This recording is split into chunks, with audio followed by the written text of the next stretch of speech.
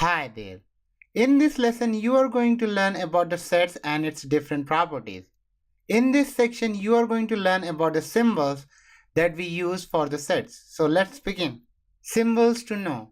In order to understand the set, what we need to do, we need to understand some symbols that we frequently use in sets. So the first symbol is epsilon, which simply means that belongs to, and the example is x belongs to R.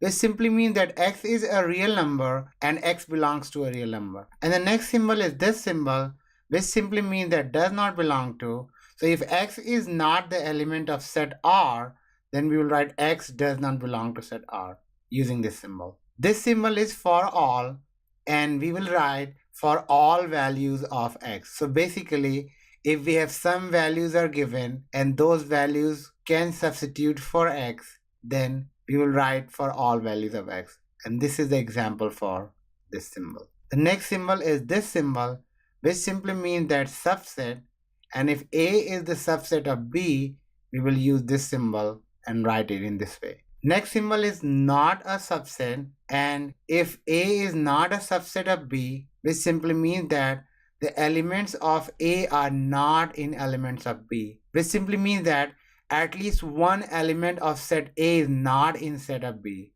then A is not a subset of B, and we will use this symbol to represent that A is not a subset of B. This symbol is 5, which is basically used for an empty set, or we can also use this symbol to represent the empty set. The next symbol is the small brackets, which is used for open interval, and which simply means that when we want to represent the value of x, so we can write x lies between 2 and 3, and this example simply tells us that the value of x can be any number from 2 to 3, but not 2 and 3 or 2 and 3. The next symbol is a big bracket and a small bracket, or a small bracket and big bracket.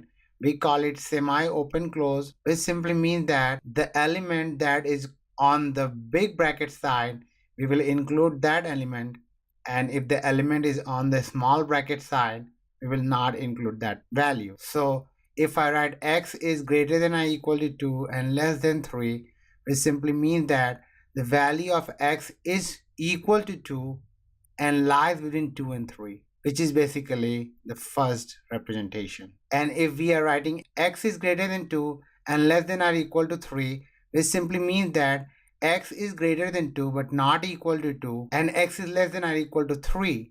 So basically we are including the 3.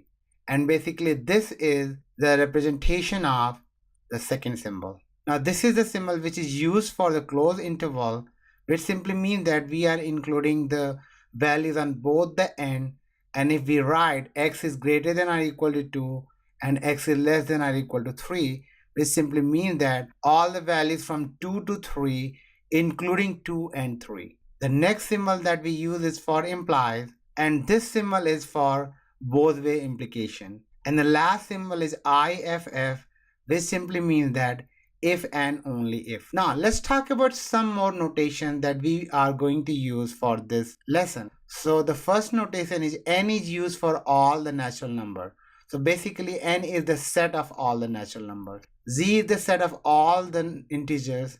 So basically if I use any set as Z, which simply means that that is all integer elements. Z plus is the set of all positive integers. So basically I'm just considering all the positive numbers. Z minus is the set of all negative integers. So all the elements of set is negative integer number. Q is the set of all rational number.